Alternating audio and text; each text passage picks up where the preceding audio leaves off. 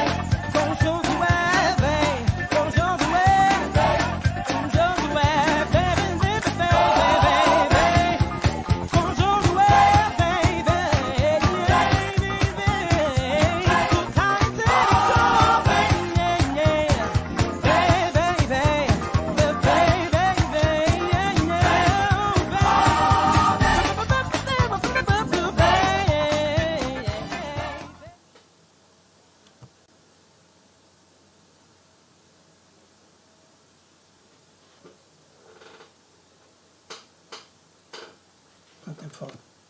40 segundos.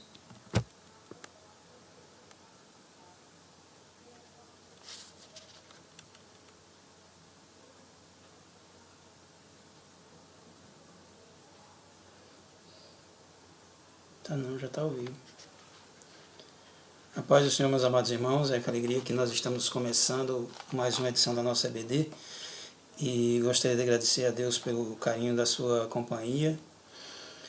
Estamos aqui fazendo uma nova edição da nossa lição e nós gostaríamos de convidá-lo para acompanhar conosco esta lição de hoje. Nós vamos também fazer uma experiência com o Instagram. A gente estava transmitindo no YouTube e no Facebook, a gente vai agora tentar fazer uma transmissão via o Instagram também, o nosso Instagram. Você pode ir acompanhar lá para ver se está chegando bem. Bom, a aula de hoje, meus amados irmãos, trata das causas das desuniões que precisam ser eliminadas. É um problema sério que acontece nas igrejas de uma maneira geral, em qualquer ambiente, seja corporativo, seja eclesiástico, seja um ambiente onde se reúne pessoas, está passível de ter problemas, e isso é natural. Nós vamos então ver uma situação que aconteceu lá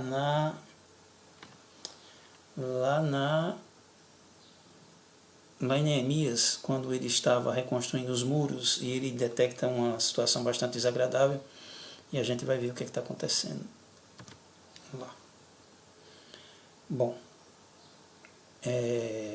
o ponto central da lição de hoje trata da ação de Cristo, que ele derrubou o muro da separação que existia entre os povos, formando uma família em Cristo. Esse é o tema central da lição, é a unidade da igreja. Então, qualquer coisa que venha a abalar a unidade da igreja precisa ser combatido, precisa ser identificado, precisa ser tratado e precisa ser corrigido para que não cause desconforto para ninguém. Então, essa é a principal causa da necessidade de mantermos a nossa união. Daí a necessidade que temos de tratarmos os problemas que são naturais e comuns que acontecem na vida de qualquer igreja, de qualquer corporação, de qualquer grupo social, dentro da família. Precisamos tratar, e particularmente na Igreja do Senhor. Bom, então o objetivo da lição de hoje é nós, primeiramente, destacarmos que a união é indispensável para o crescimento e sustentabilidade da obra de Deus. Então, o elemento união é fator indispensável para o crescimento e sustentabilidade da obra de Deus. O segundo ponto é realçar a necessidade da obra na prática da justiça social como princípio de vida cristã. Então, são duas vertentes da aula de hoje. Primeiro, nós vamos ver a necessidade de unidade entre irmãos e o combate às injustiças sociais, seja no seio da igreja ou seja na sociedade de maneira geral. O textório de hoje diz: ó, quão bom e quão suave é que os irmãos vivem em união. Salmo 133, versículo 1, que é como o óleo precioso que desce sobre a barba de Arão, era na unção do óleo, da consagração do sacerdote, e a nossa união é semelhante à unção de Deus. Quando existe união, existe unção de Deus nas nossas vidas e no seio da igreja. Também a união é uma força indispensável para a igreja. É um testemunho diante do mundo e um estímulo para nós crescermos e haver crescimento para a obra de Deus. A leitura bíblica de hoje se encontra em Neemias capítulo 5, versículo número 12.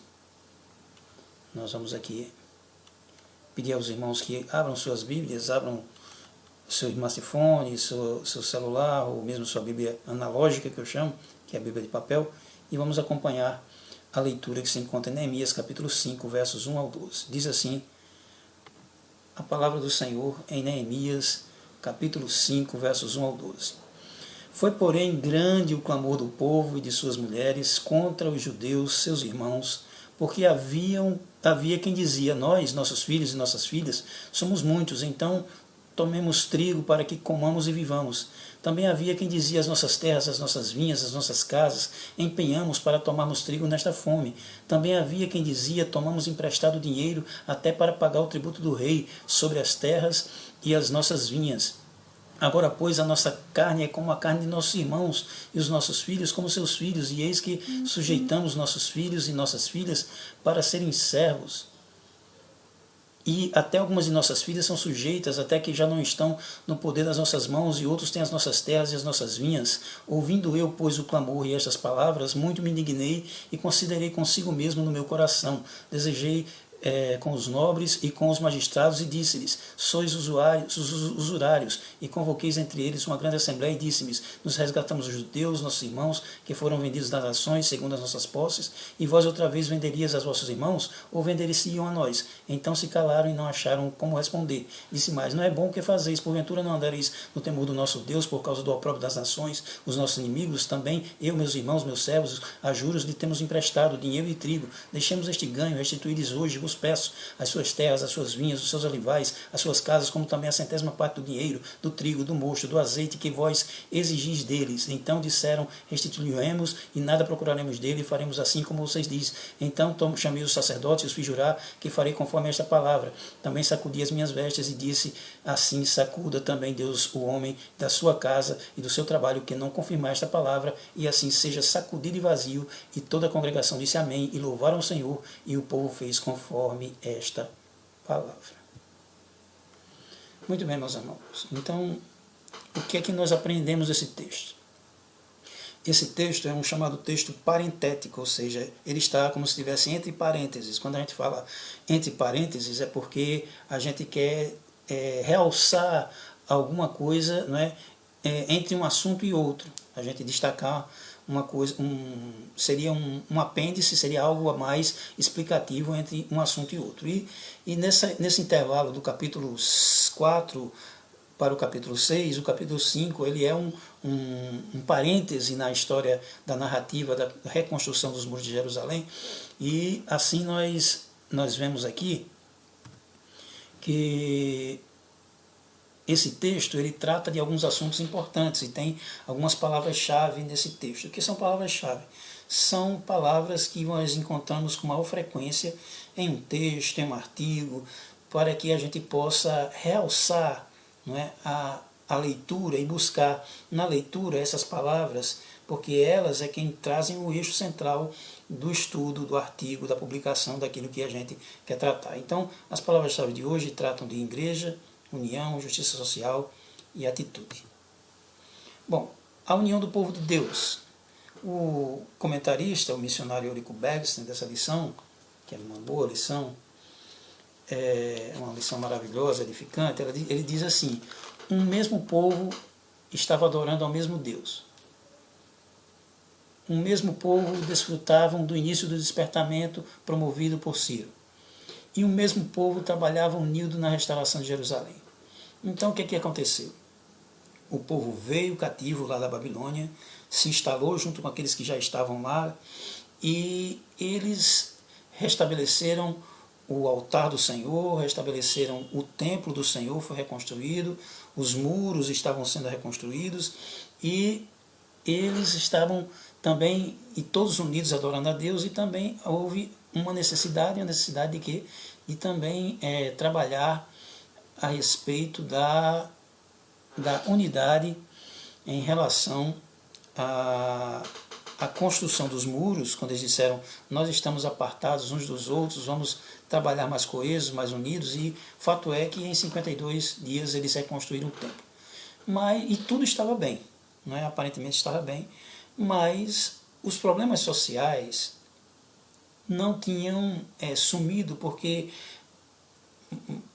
70 anos de cativeiro não iria trazer de uma hora para outra uma nação ser reconstruída. Já há 12 anos que Neemias estava ali em terras de Jerusalém, não se reconstrói uma nação de uma hora para outra. E os problemas sociais estavam ali latentes e prontos para acender o alerta e dizer: olha, estamos com problema, não é?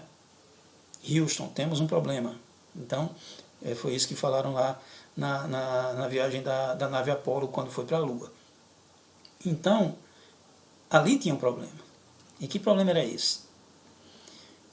A gente vai ver, primeiramente, que a igreja, mais na frente, também, a exemplo de Jerusalém, eles tinham um cenário de divisão entre judeus e gentios, né? E eles começaram a fazer parte da igreja. Eles eram antes tratados como cães, e agora eles começam a viver em unidade, certo? E em vivendo em unidade, eles estavam agora naquele cenário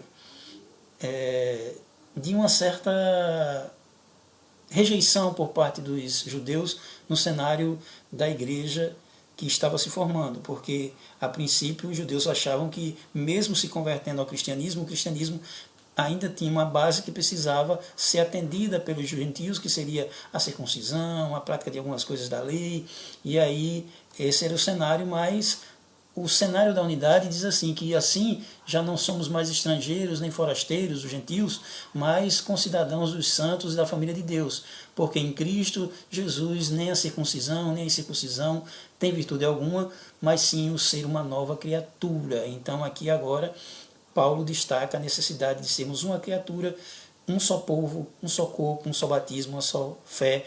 Ele sempre dizia, sede unânimes entre vós, suportáveis uns aos outros. E esse era um discurso que trazia alento para o pessoal que estava se sentindo afastado, né? Discriminado. A carta de Gálatas foi uma carta que foi para corrigir essa discriminação dos judeus em relação aos gentios. E agora eles eram um só corpo, faziam parte de uma só família, a família de Deus, filhos e filhas de Deus, e agora viviam em comum e precisavam andar em comum acordo. Então, o mesmo cenário, o apoio para o cenário da unidade lá em Neemias, que diz o comentarista, diz assim, que o apoio para o início da vida espiritual por meio do discipulado cristão. Aqui é quando um novo convertido se converte e a gente precisa estender a mão. Hoje, graças a Deus, a nossa igreja ela mantém um trabalho chamado trabalho de discipulado. Na minha época, quando eu me converti jovem, não tinha esse trabalho de discipulado. A gente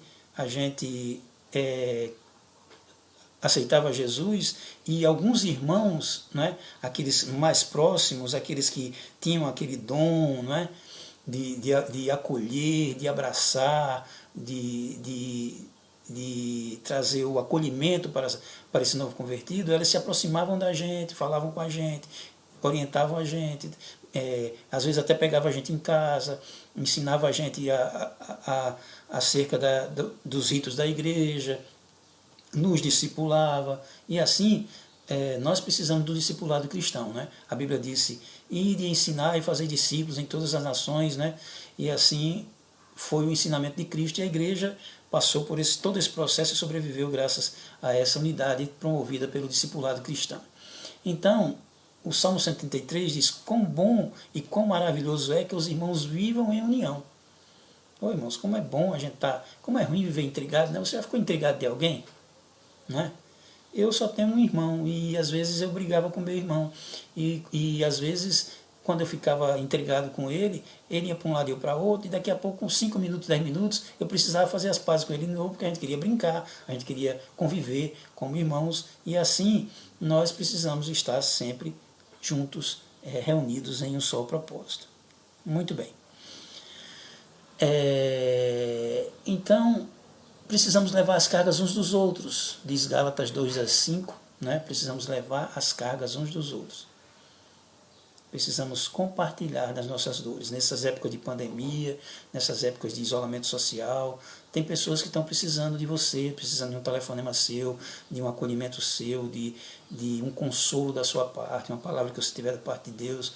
Nós precisamos levar as cargas uns dos outros.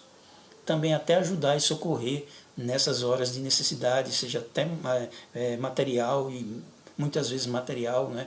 Pessoas que estão passando necessidade nesses dias, estão sentindo falta do alimento, de alguma coisa, então precisamos levar as cargas uns dos outros.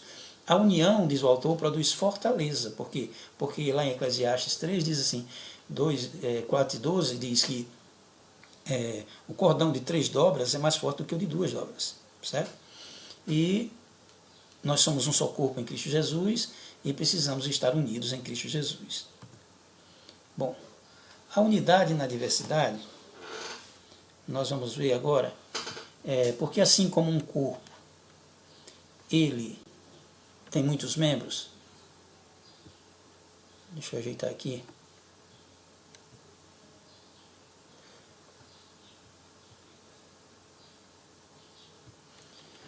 Porque assim como um corpo tem muitos membros e nem todos os membros têm a mesma operação, assim somos nós, que somos muitos, somos um só corpo em Cristo Jesus, mas individualmente somos membros uns dos outros, Romanos 12, 4 e 5.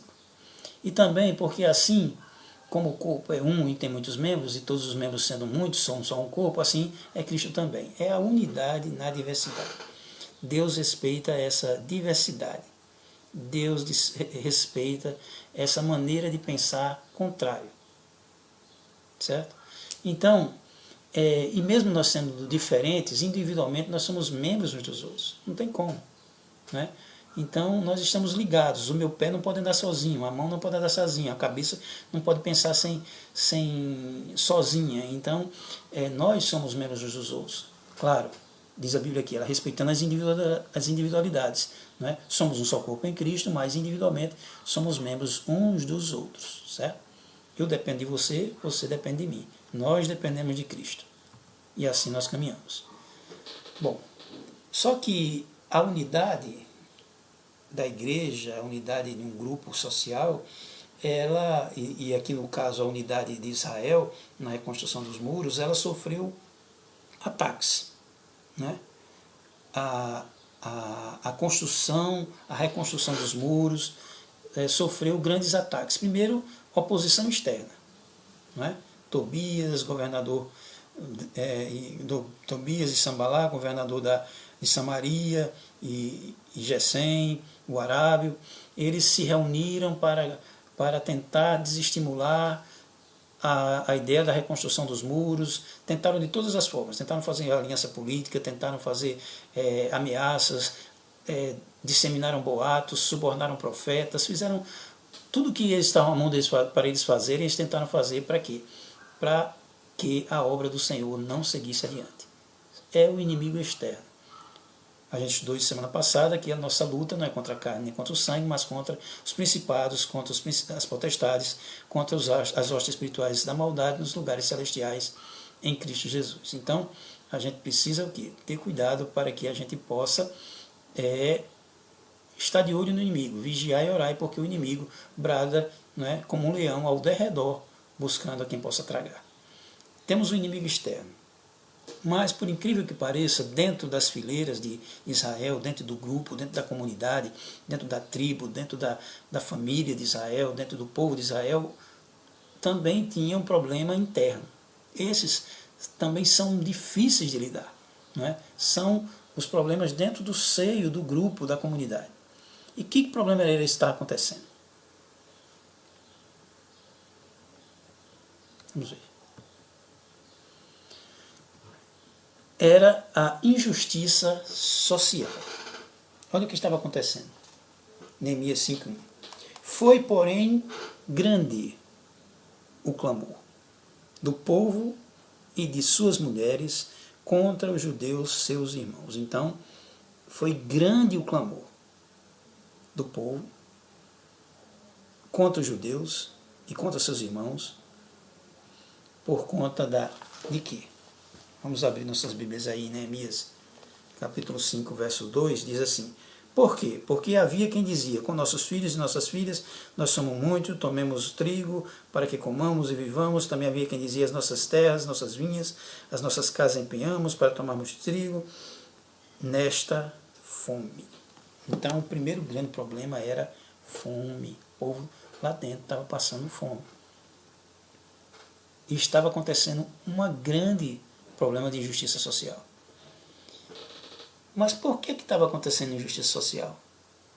A injustiça social era que os mais nobres, os mais que tinham mais recursos, eles simplesmente viviam bem e ainda exploravam, não é, por meio de empréstimos com usura, né? Não que fosse proibido na lei fazer empréstimo, mas com usura era proibido.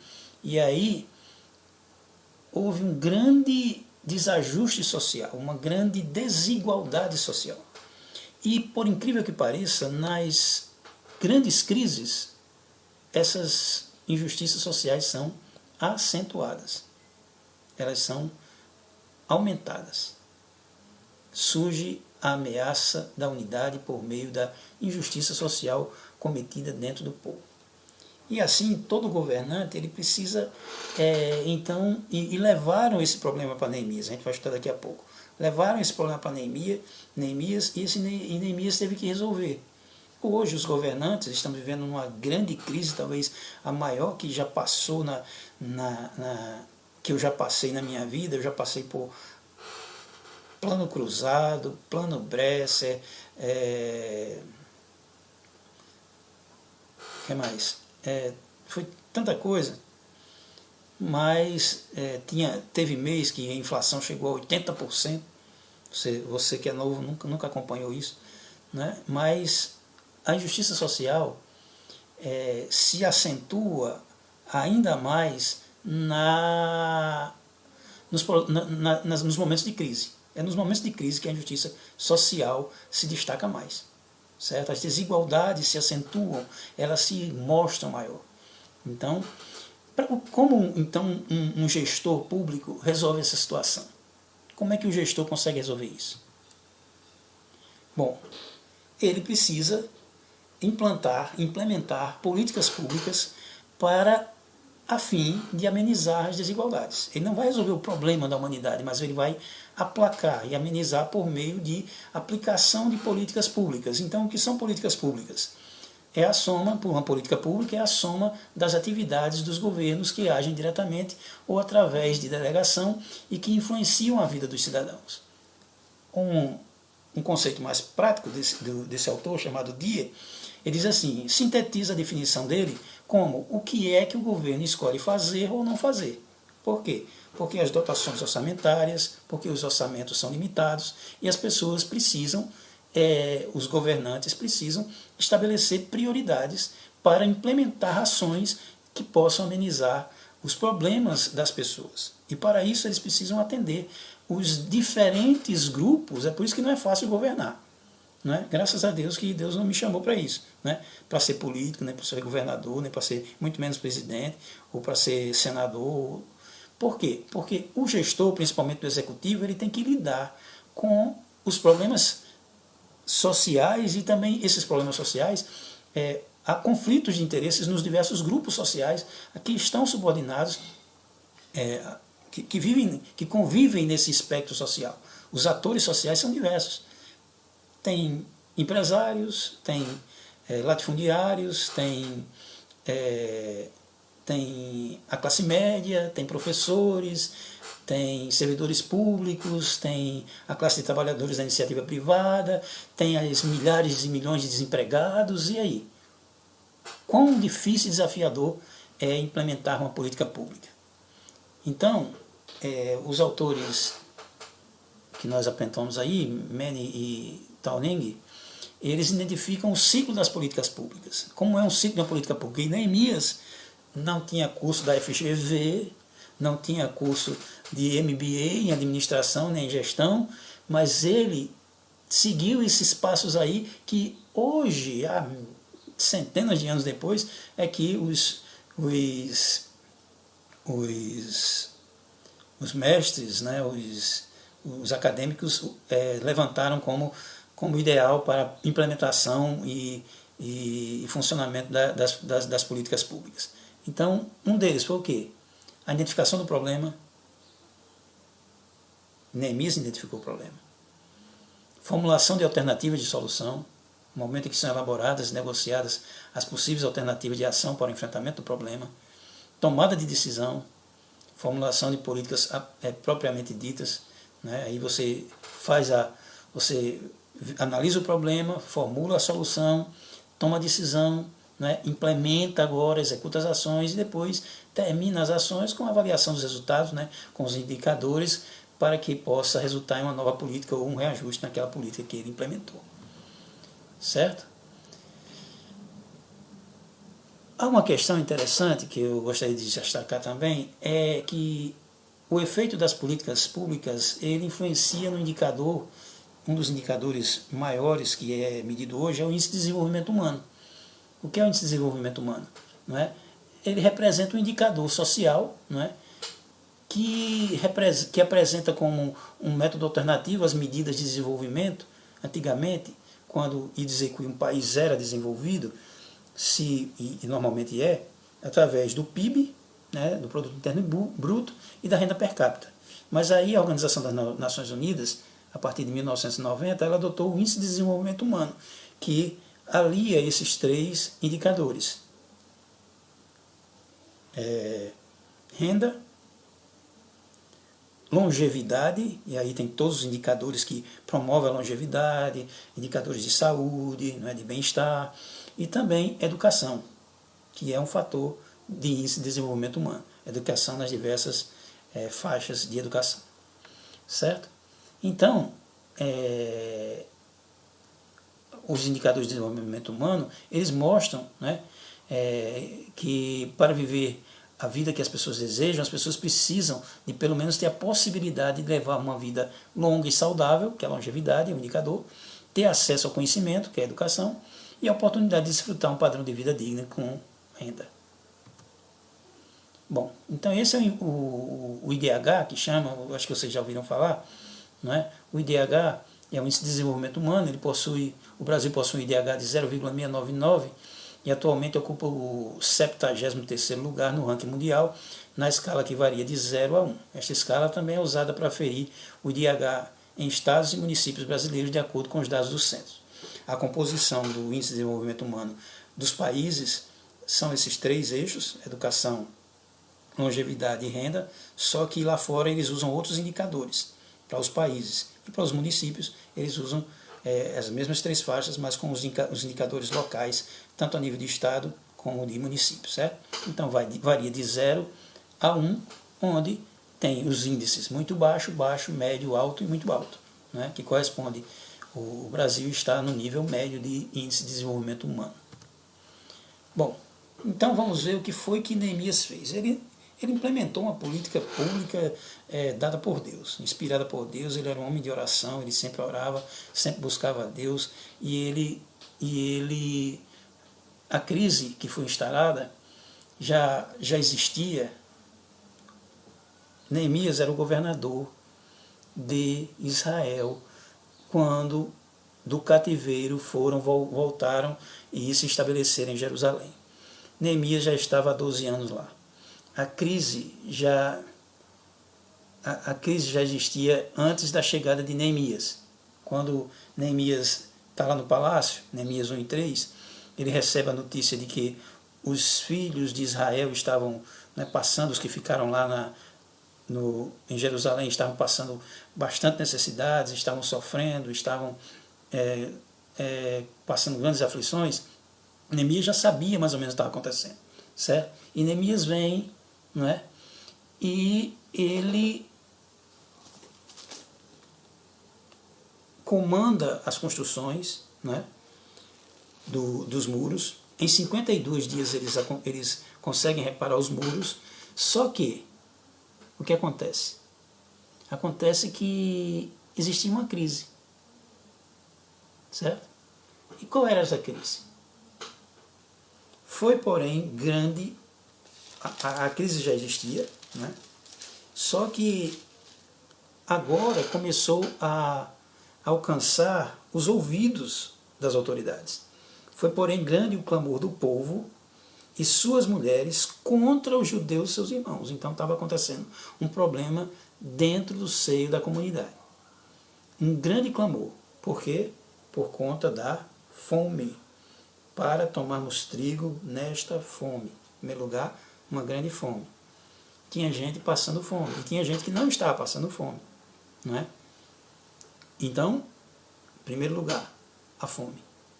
Certo? A escassez de alimentos devido ao grande contingente de pessoas. E também os recursos escassos. Né? Os homens foram deslocados para as atividades do muro. Não é? E também esse clamor, é interessante notar, foi grande o clamor do povo e de suas mulheres.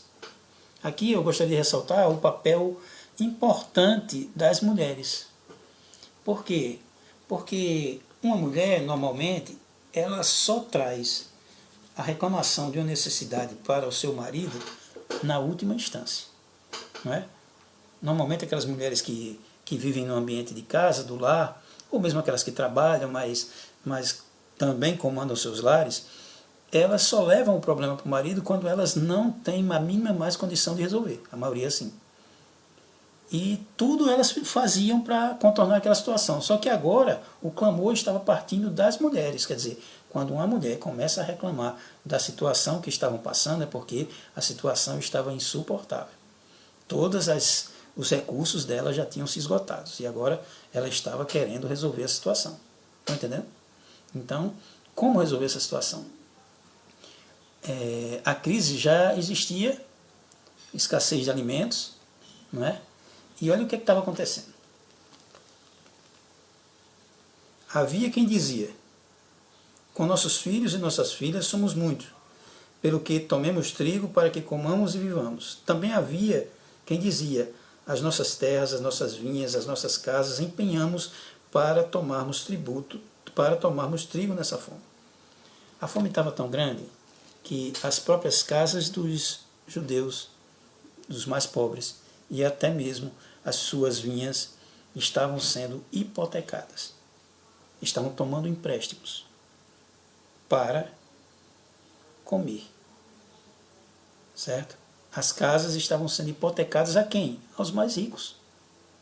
Aqueles que tinham condições de comprar, estavam comprando, e nessa compra, com certeza, havia uma espécie de usura. Quer dizer, comprava a preço de banana. Também havia quem dizia: tomamos dinheiro emprestado até para pagar o tributo do rei. O rei da Pérsia, ele não aliviava não. Neemias foi nomeado governador, mas aquela província era subordinada à Pérsia e Artaxerxes queria todo o ouro dele, certo? Era 20 mil em moeda em ouro, correspondente à moeda dos persas, anualmente. Para quê? Para sustentar a máquina administrativa. Impostos, eles são cobrados para sustentar a máquina administrativa. Não é à toa que Samuel, reclamando a Deus porque o povo está pedindo um rei, aí Deus disse assim: não esquenta na cabeça não, porque eles não estão indo contra ti não, eles estão indo contra mim. Agora sabe de uma coisa, esse povo aí, eles vão ter que pagar tributo para o rei. Eles não estão sabendo o que é um Estado. O Estado ele precisa de recursos para mover a máquina, e a máquina é onerosa, e eles precisam de recursos para sustentar funcionários, para fazer aquilo que sustentar o exército, os exércitos que viviam em guerra e precisavam estar aparelhados, precisavam de armamentos, precisavam de recursos, e toda uma gama de recursos que era preciso. E daí ele disse: olha, só com imposto, não é? E não é diferente. Quem é que não paga imposto hoje? Você compra uma bala, se sair o cupom fiscal, você paga imposto. Nós pagamos imposto. E os impostos estavam pedindo dinheiro emprestado para pagar os tributos. Porque o leão lá da Pérsia não dispensava não. Certo? Aí ele diz assim, ó: agora a nossa carne é como a carne de nossos irmãos, e os nossos filhos somos com seus filhos, ou seja, nós somos um povo só. Nós somos uma só família, nós somos judeus, nós estamos no mesmo barco, né? Nós estamos vivendo a mesma situação, só que em posições diferentes, não é? Não estavam no mesmo quadro. Uns estavam sendo beneficiados e outros estavam sendo prejudicados. Como? Olha, a carne de vocês é a carne nossa, nossos filhos são seus filhos, e eis que sujeitamos nossos filhos e nossas filhas para serem servos, e até algumas de nossas filhas são tão sujeitas que já não estão no poder de nossas mãos, e outros têm as nossas terras e as nossas vinhas. Eles estavam agora perdendo as suas propriedades, perdendo as suas próprias vinhas, não é? E endividados, empenhando seus bens, perdendo seus bens com essas dívidas, e agora eles ainda tinham um fator, sabe o que era? não podia mais pagar nada, aí o cara chegava e dizia, não, então tá bom, então me dá teu filho e tua filha, né? E os filhos e as filhas eram levadas, né, como escravos para servirem aos seus donos. E os donos não eram gentios, estranhos, pagãos, não era mais o povo de Babilônia, eram os próprios conterrâneos, compatriotas, do mesmo sangue, da mesma linhagem, da mesma tribo, da mesma raça, israelitas que exploravam os seus menos favorecidos. Aí, nos dias atuais, surgem duas correntes, né, de teologia que se relacionam, que são distorções no trato das desigualdades. Um pensamento teológico. O que a teologia quer dizer a respeito das desigualdades? Neemias já vai... O tema da lição é de Neemias e nós vamos usar Neemias, que é o modelo para nós, não é?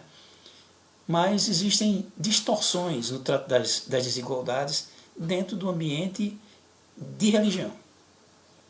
Tem a teologia da libertação, né, que surgiu na década de 70, alinhada ao pensamento marxista, não é? E uma das características básicas da teologia da libertação é que... Deixa eu ajeitar aqui mais um pouquinho. Pronto. Então, uma das características básicas da teologia da libertação é a negação de uma esperança transcendente, ou seja, Deus não era... A esperança não estava num Deus além, no além. Tudo o que for necessário para favorecer a revolução será feito, pois qualquer argumento só tem validade enquanto convence. Se não convencer, será descartado. Ou seja, eles defendiam o uso, né, das revoluções, da classe operária e por aí ia, certo? Uma vez que o marxismo viu que não conseguiria destruir a igreja de fora, partiu para uma nova tática, infiltrar-se na igreja por meio da teologia da libertação, né, que esse texto é de um padre, né, e para uma nova tática, se infiltrar na igreja por meio dessa teologia, que se constituiu num projeto de engenharia social que, a partir da própria igreja, busca fazer com que a igreja mude a sua própria natureza, não é? Tornando-se uma força para ajudar a concretizar a revolução social, né? A igreja seria instrumento para isso também.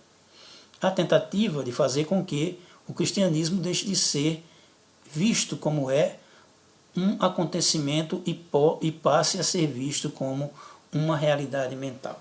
Ou seja, trazer para o aqui e agora a justiça social. Deus é a favor da justiça social, né? Jesus disse, os pobres sempre tempo convosco, né? Quando eu tive fome me visitaste, quando eu tive sede me deste de beber, né? Bem-aventurados os pobres, porque o evangelho é anunciado a eles. Então, aos pobres é anunciado o evangelho, Jesus disse, né? Então, só que não é para trazer Deus para dentro da nossa confusão. É clamar ao Deus para nos tirar dessa confusão. É o contrário, né? A teologia da libertação, ela prega uma teologia da praxis da revolução social, que a igreja não pode entrar por esses caminhos, né, que são perigosos, certo? Um outro lado também, que é um extremo, é a teologia da prosperidade, não é? Que diz aqui que a teologia da prosperidade também é conhecida por palavra da fé, ensino da fé, confissão positiva, evangelho da prosperidade. Tem influenciado algumas igrejas tradicionais e pentecostais brasileiras. Essa teologia traz uma nova interpretação que troca as boas novas por solução de problemas. As boas novas são boas novas de salvação. Agora, Jesus disse também, né? Buscai primeiro o reino de Deus e as outras coisas vos serão acrescentadas. Mas não busque a Deus para ter benefícios, para receber benefícios, seja ele qual for. Entenderam a diferença? Então, também ensina a teologia da prosperidade que a marca do cristão verdadeiro consiste em ter muita fé ser bem-sucedido, ter boa saúde física, emocional e espiritual. Isso inclui a prosperidade financeira, mas se o cristão é pobre ou está doente, são resultados do pecado ou total falta de fé.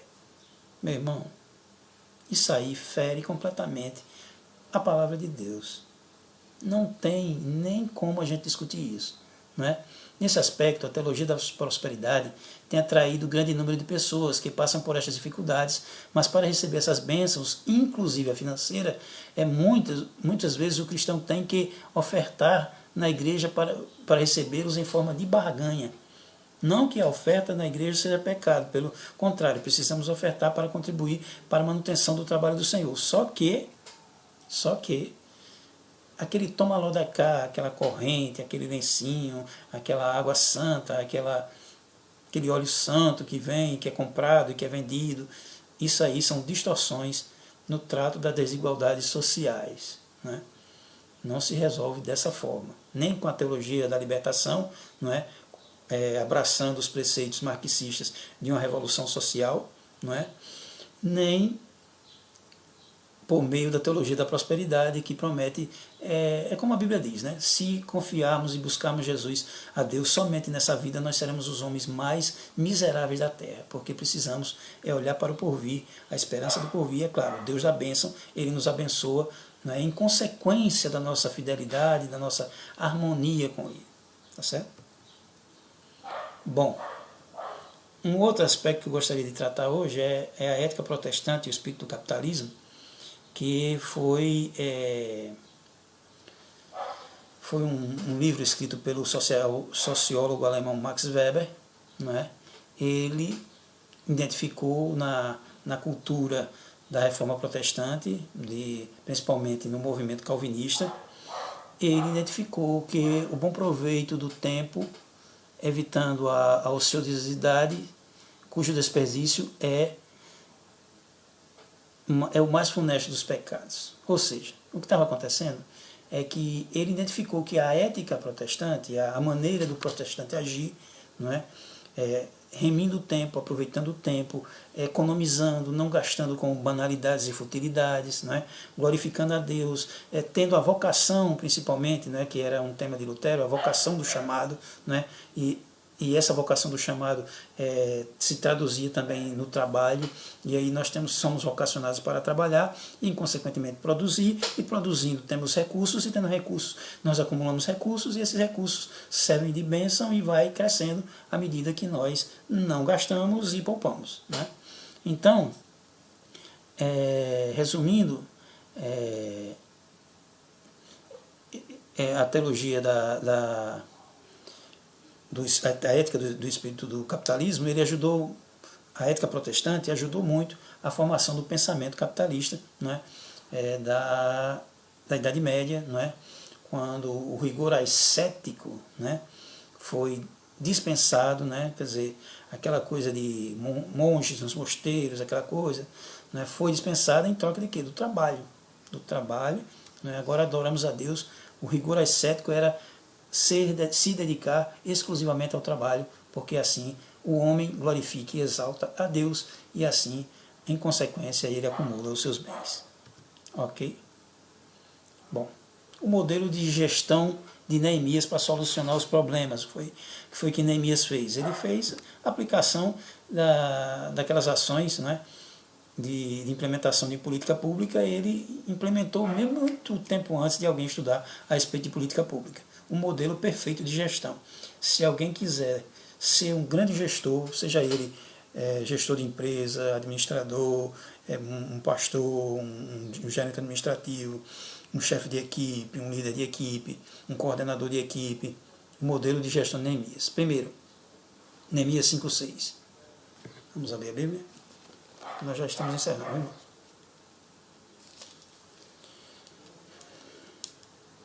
Ouvindo, pois, eu o seu clamor, ou seja, o clamor do povo, o clamor das mulheres, as reclamações das mulheres, o problema estava lá. Qual era o problema?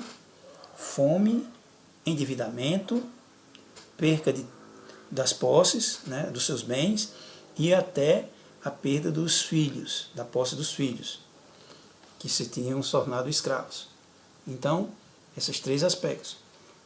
o outro aspecto era o seguinte: o que fazer? Então, agora, pois, a nossa carne, aliás, o versículo 7, né? 6, Neemias 5:6. Ouvindo eu, pois, o seu clamor, primeiro, o líder, ele precisa ouvir. Ele precisa saber ouvir. Todo líder precisa saber ouvir. Se ele não ouve, ele não consegue bom rendimento. Então, o modelo de gestão de Neemias para contornar uma crise, para gerenciar uma crise, primeiro, é ouvir, para identificar qual é o problema. Assim que ele chegou na cidade para reconstruir os muros, a primeira coisa que ele fez foi passar 3 dias olhando as ruínas, os entulhos dos muros derribados, dos muros queimados, das portas queimadas.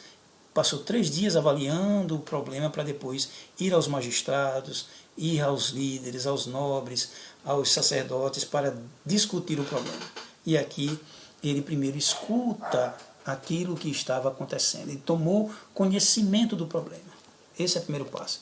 Segundo passo, versículo 7. E considerei comigo mesmo no meu coração, depois pelejei com os nobres, considerei comigo mesmo no meu coração. Segundo passo é avaliar. É ser sensível. É não escutar o problema e dizer, tá bom, meu irmão, depois eu resolvo. Não, irmão, depois vamos orar, né, irmãos? A oração pode muito em seus efeitos. Mas tem horas que é preciso tomar atitude, além de orar. Neemias era um homem de oração. Ele, no final de toda essa peleja, ele orou. Mas, além de orar, é preciso agir. Né? Quando a pessoa diz, irmão, vamos orar, né? Se dissesse assim, o irmão está com fome, ele quer comida. Como é que ele vai preencher a barriga dele, né? Somente na promessa? Precisamos orar e precisamos agir. Então, primeiro passo, ser sensível. Né? Ele se enfadou, ou seja, ele se aborreceu com aquelas notícias que ele tinha tomado. Primeira vez ele se entristeceu, ele chorou, porque o povo estava passando necessidades. Agora, por conta da cena que ele estava vendo de discriminação entre os seus compatriotas, ele agora estava aborrecido, enfadado. Terceiro passo.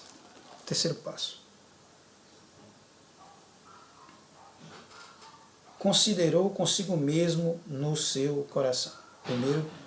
Primeiro ele escuta, depois ele sensível, fica indignado, se indigna, ou seja, sente a dor, e depois ele considera consigo mesmo no seu coração, ou seja, ele agora vai avaliar o problema para identificar a causa real as causas reais do problema e procurar solução para o problema. Certo? Vamos lá. E considerei comigo mesmo no meu coração, depois pelejei contra os nobres e os magistrados e disse-lhes. Então, terceiro passo. Quarto passo, confrontar as outras partes envolvidas. Ele já tinha ouvido a parte do povo, das mulheres, do clamor, da necessidade, da fome, da dívida, da perda dos bens. Agora ele foi direto onde estava a raiz do problema.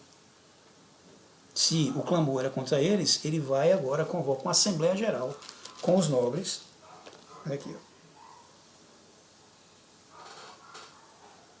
Pelejei com os nobres e os magistrados e disse-lhes, usura tomais cada um de seus irmãos, e ajuntei contra eles um grande ajuntamento.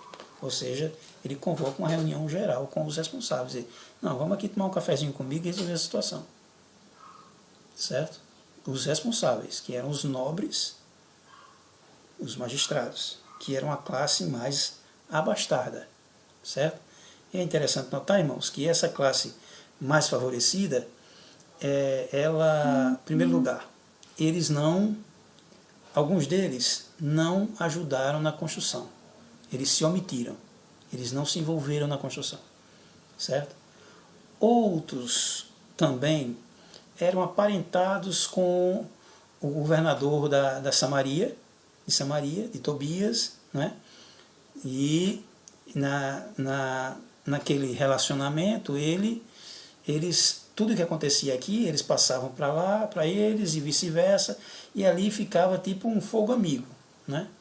Não via, alguns deles eram aparentados com os inimigos e estavam solidários às ações dos inimigos, né? Mais do que a própria causa de Neemias. Então, esses nobres e esses magistrados, eles foram confrontados por Jeremias. Além do que, principalmente o mais grave, eles estavam tratando os seus irmãos com usura. E agora Neemias ele vai argumentar, né? Ele vai usar de argumentação sólida, capítulo 5, verso 8. Nós resgatamos os judeus, nossos irmãos, que foram vendidos às gentes, né? Segundo nossas posses, e vós outra vez venderíeis vossos irmãos, ou vendeciam a nós? Então se calaram e não acharam o que responder. Se eles já haviam sido libertos do cativeiro babilônico, por que agora eles iriam serem agentes de cativeiro dos próprios irmãos, seus compatriotas? Não tinha sentido. Disse mais, não é bom o que vocês estão fazendo. Eles se calaram e não acharam o que responder. Ele disse mais, não é bom o que fazeis. Porventura não devias andar no temor do nosso Deus por causa dos opróbrios dos gentios, os nossos inimigos? Irmãos, tratar de problemas de desigualdade social é buscar fazer a vontade de Deus.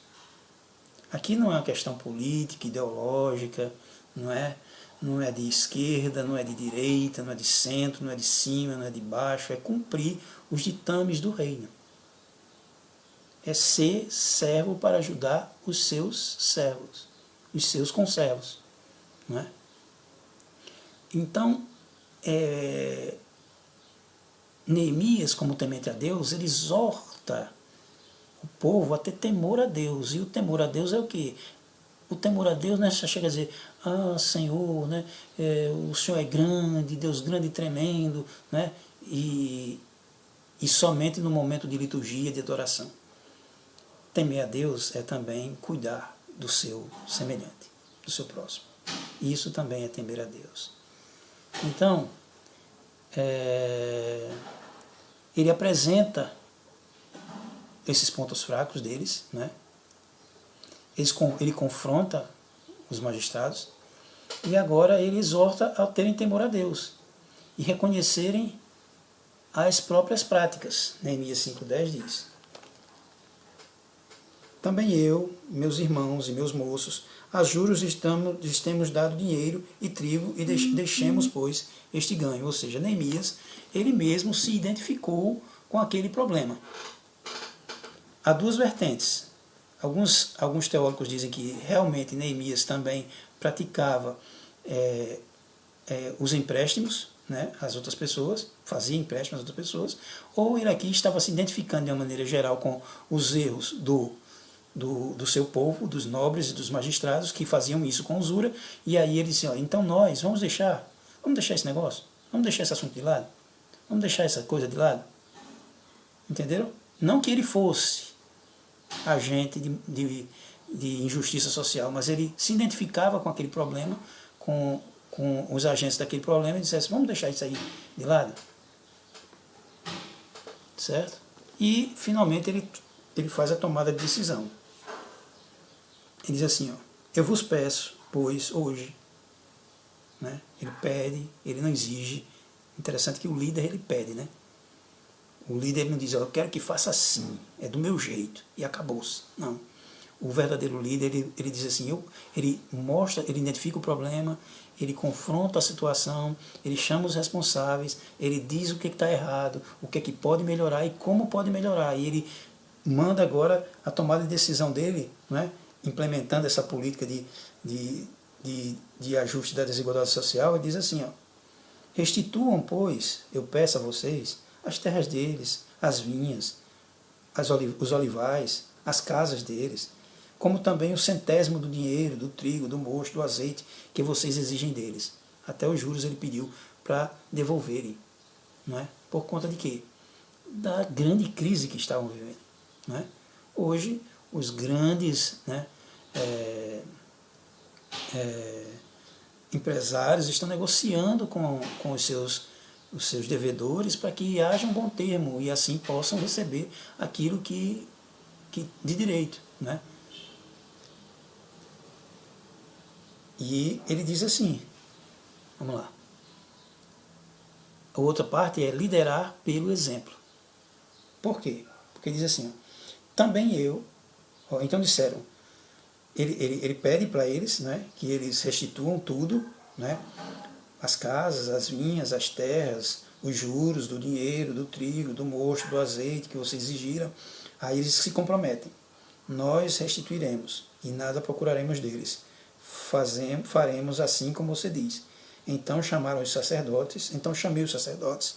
Né? Os sacerdotes eram para quê? Para servirem de testemunho daquele juramento que... Por que não chamaram um juiz? Né? Porque a questão aqui era entre magistrados e nobres. Eles chamaram os sacerdotes porque representavam a lei de Deus e eles serviriam de testemunho diante de Deus.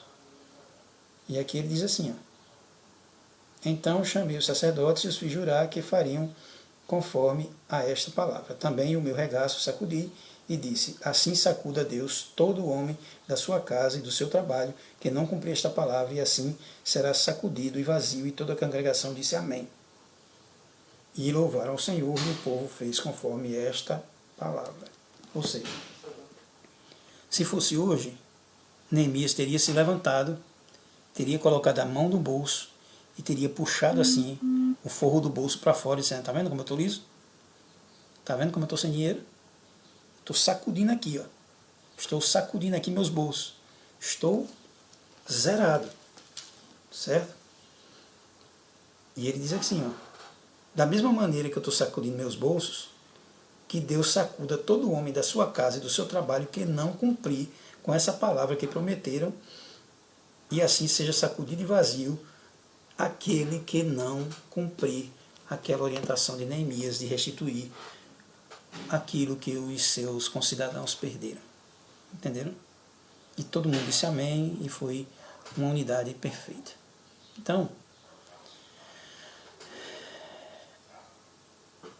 e hoje? E hoje? Qual é a aplicação para hoje? O que é que a gente pode pedir para hoje a respeito desse assunto? O John Stott é um teólogo bastante conhecido, já falecido. Ele escreveu um livro, um comentário da carta aos Efésios, que ele intitulou A Sociedade de Deus. A sociedade de Deus seria um novo modelo de sociedade, não mais baseado em nenhuma premissa, seja ela política, partidária, ideológica, não. Era baseada na unidade da igreja em Cristo Jesus. O tema central da carta aos Efésios, ele identifica, é a nova sociedade de Deus, o que é, como veio a existir. Deixa eu afastar aqui um pouquinho. Pronto. O tema central da carta aos Efésios, não é a nova sociedade, o que é, como veio a existir por meio de Cristo, como suas origens de natureza foram reveladas a Paulo, o seu crescimento por meio da proclamação do Evangelho, das Boas Novas, a importância de vivermos uma vida digna desta nova sociedade e como será consumada futuramente quando Cristo apresentar a sua noiva, a igreja, a si mesmo, não é, no seu resplendor e na sua glória.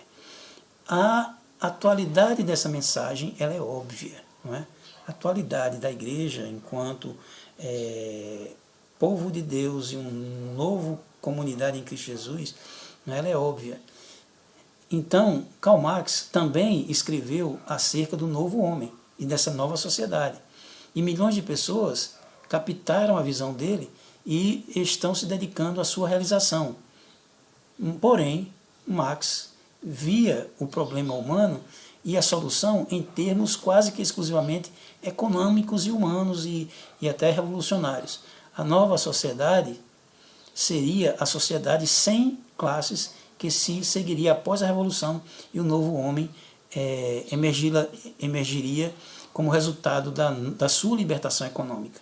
Karl Marx dizia que a libertação econômica do homem traria o destino final para a sociedade. Então, o ponto-chave da questão é algo mais profundo do que a injustiça da estrutura econômica e propõe, então, uma solução ainda mais radical. O nosso Senhor Jesus Cristo, né? Por meio, Paulo dizendo aqui nessa carta. Ele escreve acerca de nada mais, nada menos do que uma nova criação. Ou seja, a natureza humana ela é inclinada para o mal. E só vai haver transformação social se houver transformação pessoal por dentro. E só vai haver transformação pessoal por dentro se houver conversão. Não estão entendendo? Eu vou sair aqui do Instagram e agora eu vou continuar aqui no Facebook. Certo?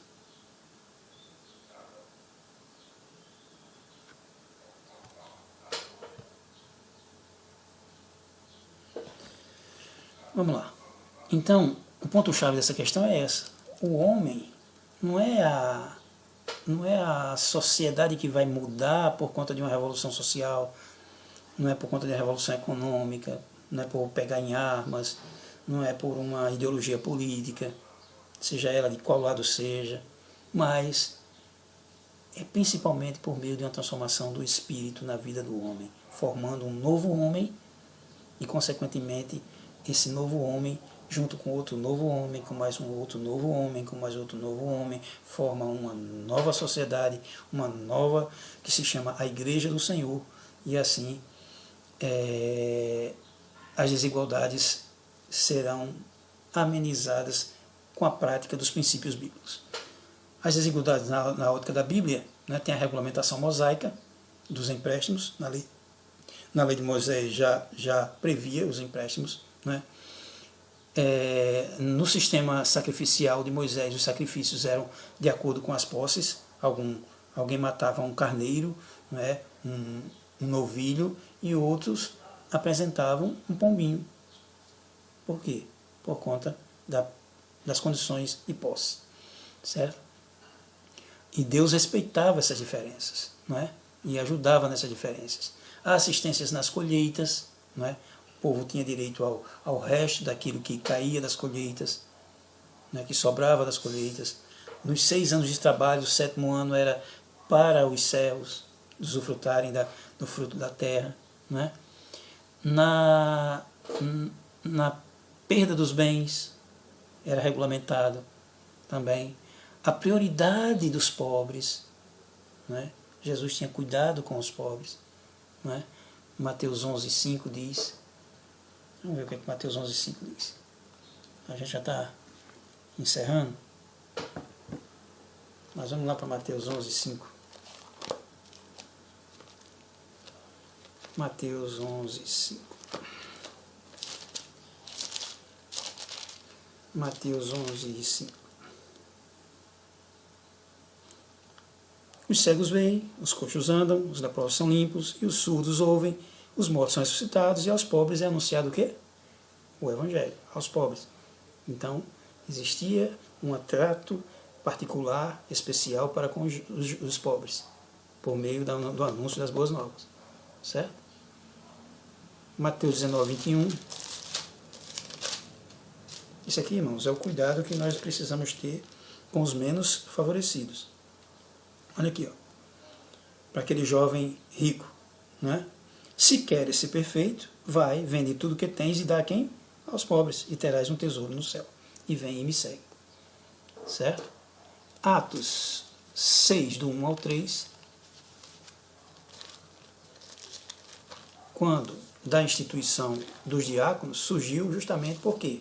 Ora, crescendo o número dos discípulos, houve uma murmuração dos gregos contra os hebreus, porque as viúvas eram desprezadas do serviço cotidiano de quê? De receber os donativos. Os 12 apóstolos, convocando a multidão, disseram à multidão: não é razoável que nós deixemos a palavra de Deus e vamos servir a assistência social da igreja, servir as mesas. Aí diz: escolham, pois, homens dentre vós, 7 homens de boa reputação, cheios do Espírito Santo e sabedoria, aos quais constituamos sobre este negócio importante, sobre este importante negócio. Os apóstolos iriam se dedicar à oração e ao ministério da palavra, e os diáconos, que iriam ser instituídos a partir de agora, 7 homens cheios do Espírito Santo e sabedoria, iriam tratar das mesas, ou seja, da assistência social da igreja. sobre este importante negócio eles iriam tratar. Então, era algo importante para a igreja. Era importante a assistência social. Não é? E Tiago 1, 27 em diante, é um texto bastante célebre, conhecido. A gente vai só replicar aqui para os irmãos terem ideia da importância do trato com os menos favorecidos. Tiago.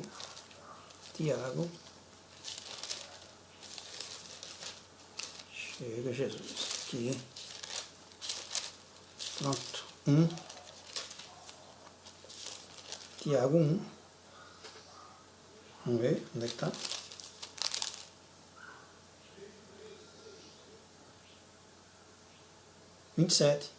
A religião pura e imaculada para com Deus, o Pai, é visitar os órfãos e as viúvas nas suas tribulações e guardar-se da corrupção do mundo. Tá, irmãos? A religião pura para com Deus. Cuidar dos órfãos e das viúvas. E guardar-se da corrupção do mundo. Olha a importância do cuidado em amenizar as desigualdades sociais. Coleta aos pobres que eram feitas na igreja de Atos, eram feitas coletas, não é? Tem lá, Paulo também fala lá em Romanos e em Corinto também, os pobres que ele recebeu, donativos de igrejas e levou para aqueles pobres de Jerusalém que passaram por aquela grande fome que foi profetizada pelo profeta Ágabo, se não me engano, e foram auxiliados pelas igrejas que foram fundadas por Paulo para mandarem mantimentos para lá, para Jerusalém, certo? E o combate das desigualdades, certo? Combater as desigualdades, não é só a gente ver as desigualdades, não só identificar as desigualdades, não só conhecer o problema. É a mesma coisa de você ir no médico. Deixa eu só marcar aqui Tiago 2, que a gente vai encerrar agora. É a mesma coisa de você ir para o médico e o médico dizer para você, você está mal. Eu digo, doutor, eu estou mal mesmo, não estou me sentindo bem não. Rapaz, esse negócio está difícil. Eu sei, doutor, está difícil mesmo. Rapaz, esse teu problema é sério. Eu digo, eu sei, doutor, o problema é sério, senão eu não estava aqui para me tratar com o senhor, eu vim aqui buscar uma solução. Está entendendo? Às vezes a gente escuta as pessoas.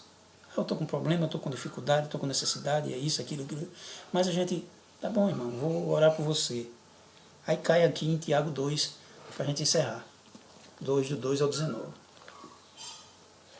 O que é que Tiago 2 diz assim? Bom, entra alguém vestido precioso, de vestes preciosas na reunião, né? Aqui, ó. Porque se no vosso ajuntamento entrar algum homem com um anel de ouro no dedo, com vestes preciosas, e o outro também algum pobre com o sórdido vestido, ou seja, uma roupa humilde, desgastada, corrupta, né? Então, e atentardes para o vestido precioso e chama ele para um lugar melhor, e ao pobre diz, ó, tu fica aí mesmo no teu lugar, visto que teu lugar é aí mesmo, e será que não fizeste distinção dentre vós mesmos? Não vos fizeste juízes de maus pensamentos? Olha aqui como é séria a acusação de Tiago. Ouvi, meus amados irmãos, porventura não escolheu Deus aos pobres deste mundo para serem ricos na fé? Não é à toa que Jesus disse, aos pobres é pregado o evangelho. Por quê? Porque os pobres, né, quem necessita de remédios são os enfermos e não os sãos. E os enfermos, a maioria, se identificam os pobres. Os pobres identificam a sua necessidade mais rapidamente, a necessidade de Deus. E aí, ó, eles são ricos na fé, certo? E herdeiros do reino que prometeu aos que o amam. Claro, tem pobre e orgulhoso, não é? Tem pobre e orgulhoso. O saudoso pastor Raimundo Santana dizia, não é? Tem pobre que não pode ter 2 tamboretes, ele tem que ter um só, porque se tiver 2 ele se acha. Ele não usava expressão, eu estou contextualizando para o linguajar de hoje, não é? Então, mas em sua maior parte, os pobres são ricos na fé e são herdeiros do reino que Deus prometeu àqueles que o amam. Mas ele disse assim, mas vós desonrastes o pobre. Certo? E mais na frente ele diz assim, ó,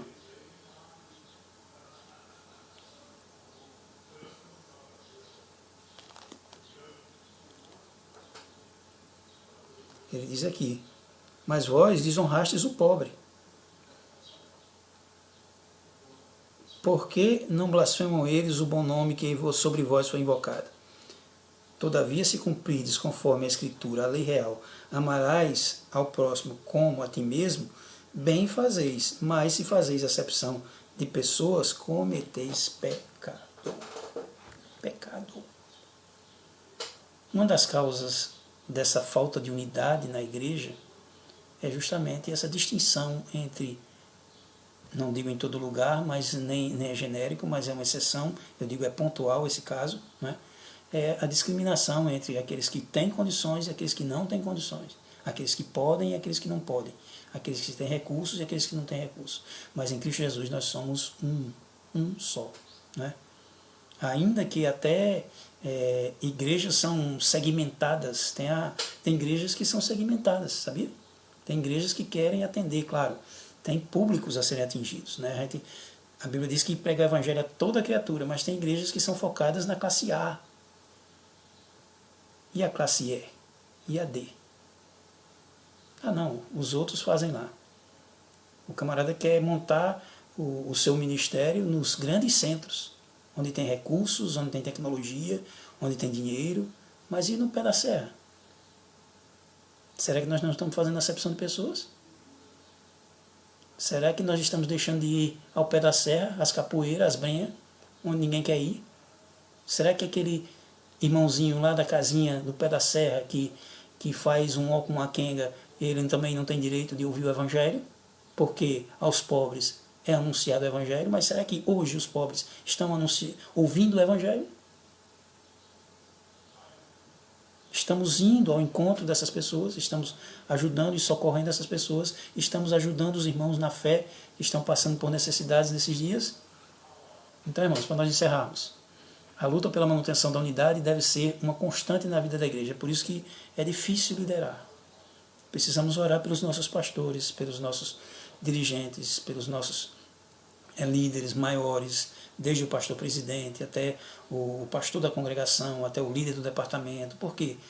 Para mantermos a unidade da igreja no vínculo da perfeição. A paz, o vínculo da paz. Não é? Seguir a paz com todos e a santificação sem a qual ninguém verá o Senhor. Não é? Suportai-vos uns aos outros. Não é? Individualmente somos membros, mas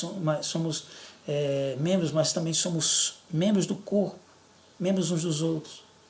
Então precisamos ter a conscientização de que somos um em Cristo. Lá em João 17 fala, né? Em Cristo Jesus nós somos um. Precisamos identificar as causas das diferenças que acontecem em nosso meio e as causas das crises internas. Vamos procurar o que está acontecendo com a minha igreja, o que está acontecendo com o meu departamento, o que está acontecendo com a minha família, o que está acontecendo com a minha casa, o que está acontecendo com essa confusão toda, de onde é que está vindo esse problema. Precisamos também usar de sabedoria no temor de Deus. Neemias, ele evocou o temor a Deus. Ele não disse, olha, façam do jeito que eu estou falando, porque eu sou um estrategista, eu sou um grande gestor, eu sou o cara, não é? Melhor do que eu não houve, não. Ele disse, olha, vamos manter o temor de Deus, vamos fazer as coisas com o temor de Deus, vamos restituir as posses daqueles que foram explorados por temor a Deus, vamos viver o cristianismo por conta do temor a Deus, vamos fazer boas obras por conta do temor a Deus, vamos praticar obras de justiça por temor a Deus, vamos fazer tudo para a glória de Deus e por temor a Deus. O uso da sabedoria no temor a Deus, depois a oração. Neemias, ele encerrou toda aquela assembleia, meus irmãos. Neemias tem vários exemplos de oração nesse livro dele. Mas ele encerra, cadê aqui Neemias? É depois de Crônicas. Depois de Crônicas. Está aqui. No final daquela reunião, ele orou assim, lembra-te de mim para bem, ó meu Deus, e de tudo quanto fiz a este povo. Lembra-te de mim para bem, ó Deus, e lembra-te de tudo quanto eu fiz a esse povo. E aí nós perguntamos, se Deus lembrar dos feitos que cada gestor público fez, ele pode pedir a Deus para lembrar, ou seja, para Deus realçar, para Deus colocar na conta de positivo, para entrar na receita de Jeová e não na despesa, não como um ato de afrontamento aos desígnios de Deus, mas um ato de louvor a Deus. Isso é uma questão que a gente precisa orar por conta disso. Então, precisamos contornar, orar e também tomar decisões no trato das coisas internas, né? Orar para a tomada de decisão no trato dos problemas internos, contornando as diferenças e apresentando ações no combate às desigualdades, tomando como exemplo o modelo de gestão de Neemias. Então, que Deus abençoe a todos em Cristo Jesus, que o exemplo de Neemias possa ser seguido por cada um de nós, que o Senhor abençoe cada um em Cristo Jesus. Amanhã, 8 horas da manhã, vamos falar a respeito da conquista da cidade de Ai por parte de Josué. Tenha um final de semana abençoado na presença do Senhor, em sua casa, em sua família, participando dos cultos em sua casa, via online, via lives ou mesmo presencialmente, e que a paz do Senhor Jesus Cristo seja convosco. Amém.